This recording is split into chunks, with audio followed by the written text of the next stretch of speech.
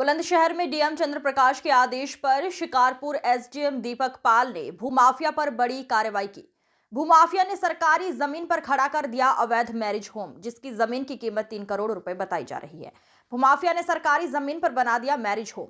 भूमाफिया के marriage home पर कार्रवाई के लिए एसडीएम शिकारपुर ने भूमाफिया के खिलाफ धारा 67 की कार्रवाई के दिए निर्देश।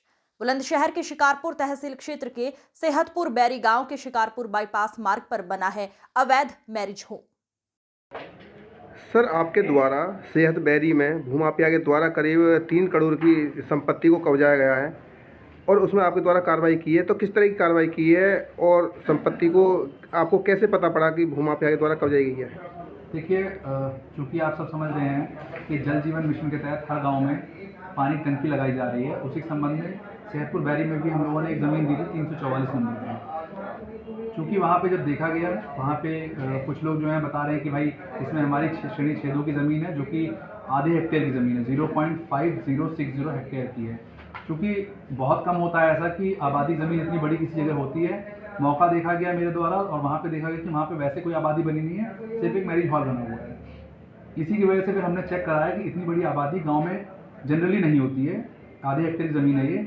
तो 1359 देखा गया, उसमें देखा गया कि कोई आबादी नहीं थी वहाँ पे उस जगह पे। पूरे गांव में सेहतपुर बैरी में 5 गाटे जो थे आबादी के थे और उसके बाद चकबंदी हुई 1972-73 में। उसके बाद भी कोई नहीं थे, 5 ही आबादी गाटे थे। लेकिन उसके बाद जब खतौनी बनी 1975 में, उसमें अचानक से 5 की जगह पे 6 आबादी गाटे आ गए। और ये जो आधे हेक्टेयर ज़मीन है, इसको इन्होंने त्रुटिवश या गलती से या जानबूझ के जो भी उस टाइम कर्मचारी रहे होंगे, उन्होंने आधे हेक्टेयर की ज़मीन को श्रेणी 6-2 की आबादी में डाल दिया था। और चूंकि ये अभिलेखित त्रुटि है और अभिलेख में गड़बड़ी हुई थी, इसी को 32 के तहत मेरे द्वारा सही कर दिया गया है और अब जो है वो ज़मीन बंजर की है, जिसपे 67 की कार्रवाई की गई है।